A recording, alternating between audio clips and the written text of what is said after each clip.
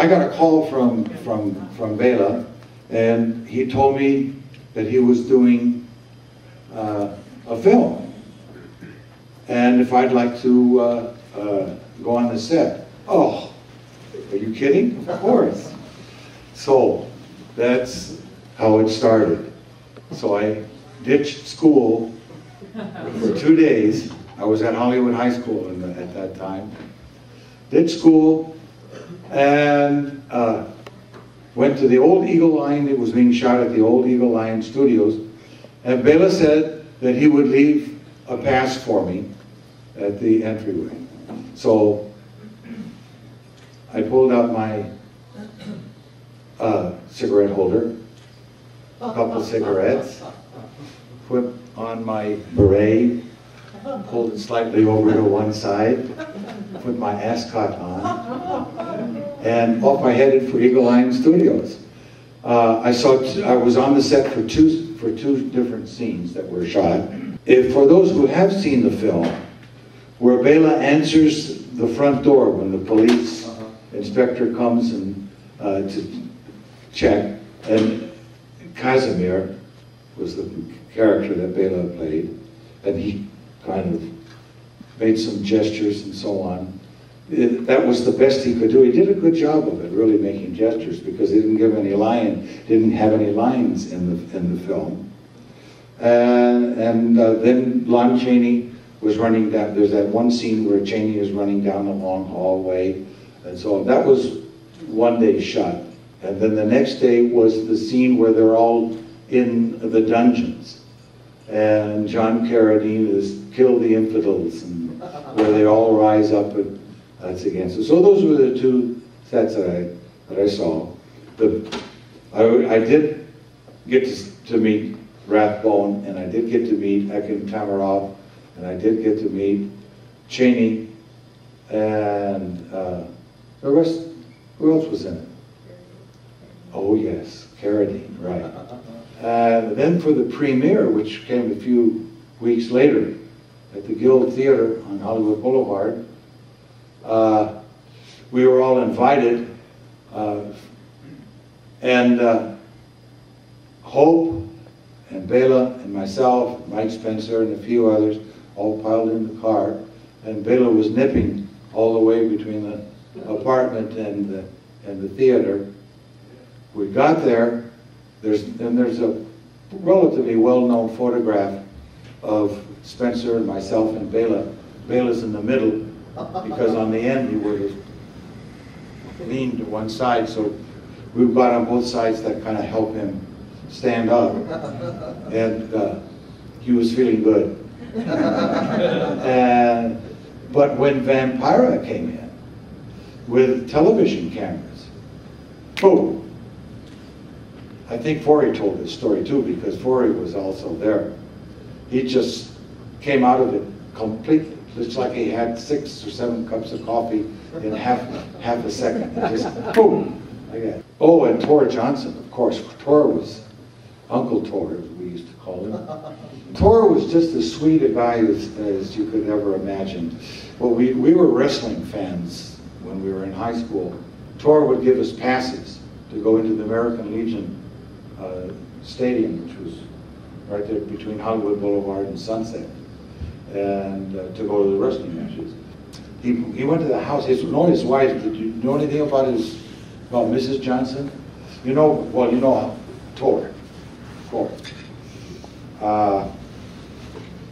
Big man. His wife must have been 4'6". She was petite, tiny little gal, and just as sweet as her husband.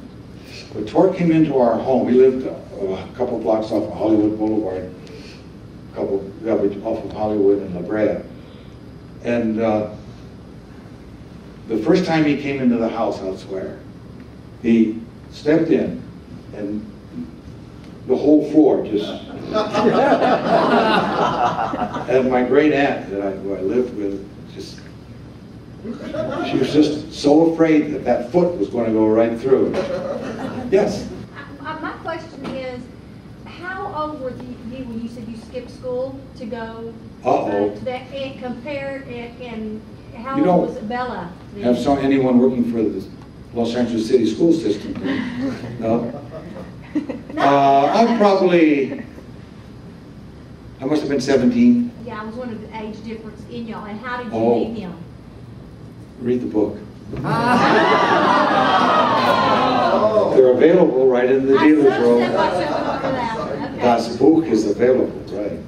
Up until then, he'd done so many of the Ed Wood films. Did he have a different attitude about being in Black Sleep? He was happy to work, but at the same time, he was a little depressed, not having a speaking part and having a little more to do. He said, "Oh, Dick, there goes Buzz. I used to be the big cheese. He's got my part." But if you notice his gestures in the little that he does do in this film, they're kind of fun to watch. Yes, sir. What was Lon Chaney like, and did him and Bela talk and visit? Were they friends? Oh, well, Chaney was really great with me. He invited me to his home, which I accepted, because when I was getting his autograph, a couple of photos, he looked at them. He looked at the photographs and said, "I've got thousands of these. I'll give you. Come on up to the house." I did. Yeah, and but he was. There's another story going around, which is true. He was playing with Bela, literally. He grabbed him around the waist and just lifted him up in a playful manner. And Bela didn't appreciate it. He didn't think it was funny, but Lon did. Chaney was also kind of happy on the set, along with just about everybody else. That's Carradine, yeah, Carradine. Yeah. You could always find Carradine. His favorite bar was right next to the Sartre Theater. Well, Carradine used to walk up and down Hollywood Boulevard reciting Shakespeare, and we'd see him from time to time doing that. Right? Literally, when he wasn't working, he'd just walk up and down the boulevard. Yeah. The Ed Wood movie and Martin Landau. Is that accurate? Oh, well, I think everybody knows Bela didn't speak like Marty Landau did in that film. He didn't use that. He was a gentleman almost all the time, and especially with the ladies. The closest thing that Bela would get to profanity would be watching him, one of his films on television. What a good-looking bastard I was. That's about the extent of his profanity.